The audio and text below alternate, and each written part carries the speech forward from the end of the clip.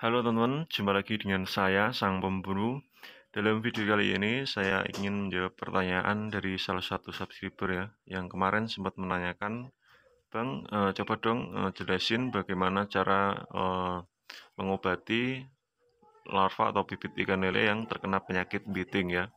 Jadi sebelum saya membahas video ini lebih lanjut, alangkah baiknya jika saya menyapa teman-teman terlebih dahulu. Selamat pagi, selamat siang, selamat sore, dan selamat malam buat teman-teman yang di sana. Semoga diberikan suatu kesehatan dan kelancaran rezeki selalu. Amin amin ya rabbal alamin. Oke teman-teman, sebenarnya dalam budidaya pembenihan ikan lele, tentunya dari banyak teman-teman itu pasti mengalami suatu kendala dari mulai penyakit ikan lele sampai kendala-kendala yang lain mungkin berbeda pengalaman ya mungkin. Dan jika teman-teman ada suatu kendala tersebut, maka teman-teman bisa menanyakan di kolom komentar ya. Jadi kita kembali ke topik teman-teman ya. Kita harus mengenal terlebih dahulu mengenai tentang penyakit biting. Sebenarnya penyakit biting itu disebabkan karena mungkin dari air, perubahan suhu, ataupun dari jamur ya. Dan untuk cara mengobati penyakit biting pada ikan lele tersebut biasanya kita bisa menggunakan dua metode cara ya. Yang pertama adalah dengan cara alami ataupun dengan obat secara alami. Yang kedua adalah obat kimia ataupun obat pabrikan ya teman-teman. Untuk cara pengobatan dengan cara alami, kita bisa menggunakan daun pepaya teman-teman ya, daun pepaya. Dan langkah-langkah yang harus kita lakukan, yang pertama adalah kita harus mengurangi terlebih dahulu mengurangi air dari kondisi semula itu kurang lebih sekitar 5 cm ataupun 10 cm teman-teman ya.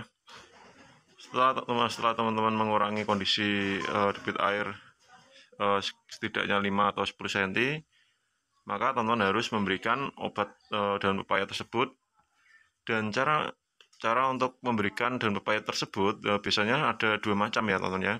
Yang pertama adalah kita bisa memblender ataupun kita menumbuk daun pepaya tersebut, ataupun kita bisa memberikannya dengan cara kita rebus terlebih dahulu daun pepaya tersebut teman-teman ya. Dan untuk pemberian dosis dari daun pepaya tersebut kita juga tidak asal-asalan teman-teman ya. Kita harus menakar ataupun memberikan takaran yang sesuai. Dan jika teman-teman bertanya, Bang, untuk takarannya itu kita gunakan per 1000 ekor ataupun per kubik air.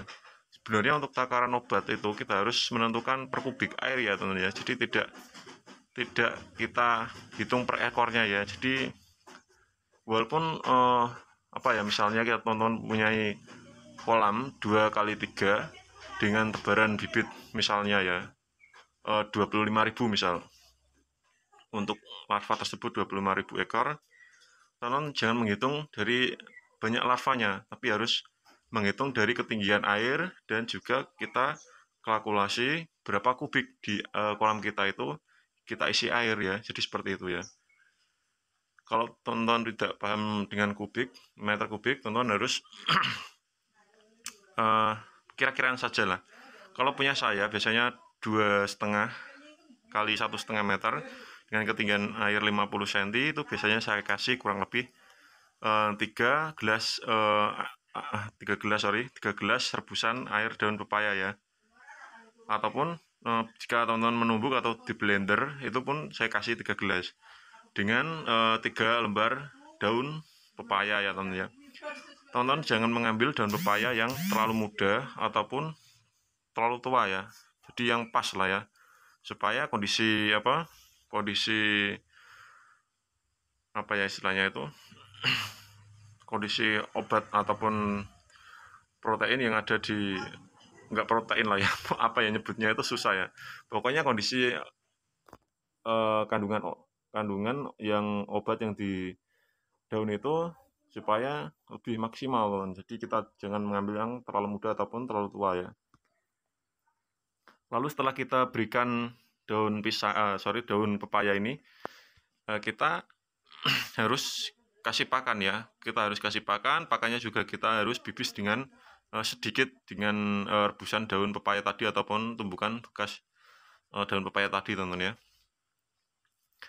Dan pengobatan ini kita ulangi terus rutin sampai kurang lebih 3 atau 4 kali, 3 hari ataupun 4 hari lah. Dan kita ulangi pagi dan sore hari. Dan pengobatan ini kita lakukan sebelum kita kasih pakan, teman-teman. Itu pun juga berlaku dengan obatan pabrikan. Kalau obatan pabrikan dosisnya biasanya kalau di tempat saya itu saya kasih satu tutup dalam bagian dalam tutup obat itu, kan ada yang tutup putih itu kan ya.